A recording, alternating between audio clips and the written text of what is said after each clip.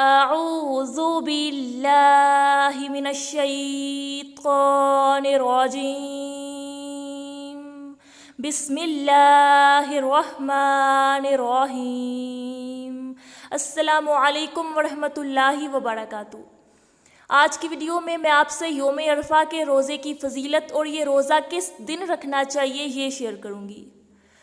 صحیح مسلم اور سنن ابو داؤد کی روایت ہے کہ رسول اللہ صلی اللہ علیہ وآلہ وسلم نے فرمایا کہ یوم عرفہ یعنی 9 ذی الحجہ کے روزے کے بارے میں مجھے اللہ سے یہ امید ہے کہ یہ اپنے سے 1 سال پہلے اور 1 سال بعد کے گناہوں کے لیے کفارہ ہوگا، یعنی 2 سال، 1 سال پہلا اور 1 سال آنے والا، دونوں سالوں کا کفارہ بن جاتا ہے، یعنی ان سالوں میں جو گناہ ہوتے ہیں ان کا کفارہ بن جاتا ہے یہ روزہ۔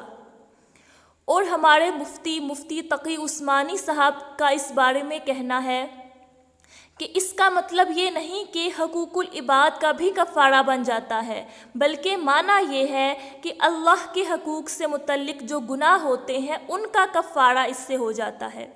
اور اس میں بھی زیادہ تر جو علماء کرام کا رجحان یہ ہے کہ صغیرہ گناہوں کا کفارہ ہوتا ہے، کبیرہ گناہوں کا بغیر توبہ کے نہیں ہوتا۔ لیکن بہرحال اس دن روزہ رکھنے کی بڑی فضیلت ہے۔ اور اب دوسری بات یہ ہے کہ یہ روزہ کب رکھنا چاہیے؟ تو یاد رکھیے کہ بعض اوقات ہمارے ملک میں چاند کی رویت سعودی عرب کے ہاتھ سے ڈیفرنٹ ہوتی ہے، یعنی جو ڈیٹ ہے اس میں ڈیفرنس آتا ہے۔ جیسے آج ہمارے ہاں 7 ذی الحجہ ہے اور سعودی عرب میں 8، کل سعودی عرب میں 9 ذی الحجہ ہوگی، یعنی وہاں عرفہ کا دن ہوگا، جبکہ ہمارے ہاں کل 8 ذی الحجہ ہوگی۔ تو بعض لوگ یہ خیال کرتے ہیں اور یہ سوال بھی بکثرت کیا جاتا ہے کہ آیا 9 ذی الحجہ کے روزے کی جو فضیلت ہے وہ عرفات کی وجہ سے ہے، یعنی جس دن حاجی عرفات میں جمع ہوتے ہیں اس دن کی وجہ سے ہے، یا 9 ذی الحجہ کی تاریخ کی وجہ سے؟ تو یہ سمجھ لیجئے کہ 9 ذی الحجہ کی تاریخ کی وجہ سے ہے، یعنی جب وہ ہمارے ہاں اور جس بھی کنٹری میں چاند کے حساب سے 9 ذی الحجہ آئے گی اس دن وہ فضیلت انشاءاللہ تعالی حاصل ہوگی۔ اگرچہ سعودی عرب میں عرفات کا دن 1 دن پہلے گزر گیا ہو، جیسے جب ہمارے ہاں 9 ذی الحجہ آئے گی تو سعودی عرب میں اس دن 10 ذی الحجہ ہوگی، تو ہم جو ہے وہ یوم عرفہ کا روزہ اپنے ملک میں چاند کے مطابق 9 ذی الحجہ کو رکھیں گے۔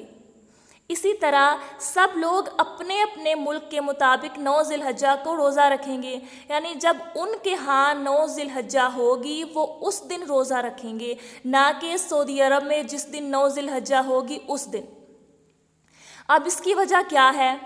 تو اس بارے میں مفتی تقی عثمانی صاحب کا کہنا ہے کہ جہاں تک عرفہ کا تعلق ہے، عرفات میں حاجیوں کے وقوف کا تعلق ہے، تو اس میں عرفہ کے دن حاجیوں کے لیے روزہ رکھنا کوئی فضیلت کا کام نہیں ہے حاجیوں کے لیے، جس کی وجہ یہ ہے کہ عرفات میں حاجی کو چاہیے کہ وہ تازہ دم ہو کر جائے، نشاط کے ساتھ عبادت کرے، نشاط کے ساتھ وقوف کرے، روزے کی حالت میں تھکا ہوا ہوگا تو وہاں وقوف صحیح طریقے سے نہیں کر سکے گا۔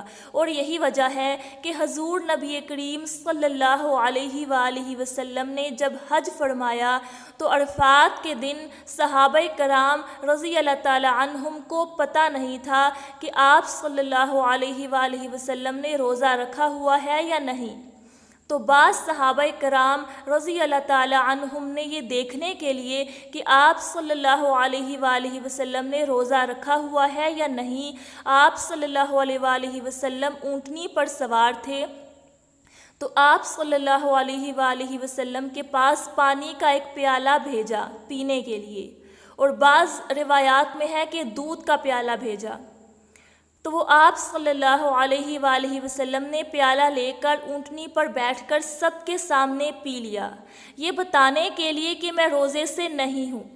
تو عرفات میں جو لوگ حج کے دوران عرفات جاتے ہیں ان کے لیے روزہ رکھنا اتنا فضیلت والا نہیں ہے، لیکن ہاں کوئی اللہ کا بندہ ایسا ہو جو روزے کی مشقت بھی برداشت کر لے اور عرفات کے وقوف کو بھی صحیح طریقے سے ادا کر لے تو وہ مستثنیٰ ہے، یعنی اس کے لیے جائز ہے یوم عرفہ کا روزہ رکھنا۔ لیکن عام حالات میں عام آدمیوں کے لیے یعنی حاجیوں کے لیے جو وہاں موجود ہوں، ان کے لیے اس دن روزہ رکھنے کی کوئی فضیلت نہیں ہے۔ آپ صلی اللہ علیہ وآلہ وسلم نے خود بھی نہیں رکھا اور لوگوں کے سامنے دکھایا کہ میں نے روزہ نہیں رکھا، لہٰذا عرفہ کے وقوف سے اس روزے کا تعلق نہیں ہے۔ اس روزے کا تعلق کس سے ہے؟ عید سے پہلے والے دن یعنی 9 ذی الحجہ سے۔ تو امید ہے آپ لوگوں کو یہ جو مسئلہ ہے سمجھ آیا ہوگا کہ ہمیں 9 ذی الحجہ کا روزہ کب رکھنا چاہیے، یعنی ہر انسان جو ہے، ہر بندہ اپنے اپنے ملک کے مطابق 9 ذی الحجہ کو روزہ رکھے گا۔ اللہ پاک ہمیں ہر کام سنت رسول صلی اللہ علیہ وآلہ وسلم کے مطابق کرنے کی توفیق عطا فرمائے۔ اللہ پاک ہمیں ہمیشہ صراط مستقیم پر چلائے۔ اللہ تعالی ہمیں ہدایت عطا فرمائے۔ اللہ پاک آپ سب کا حامی و ناصر ہو۔ آمین ثم آمین۔ اللہ حافظ اینڈ فی امان اللہ۔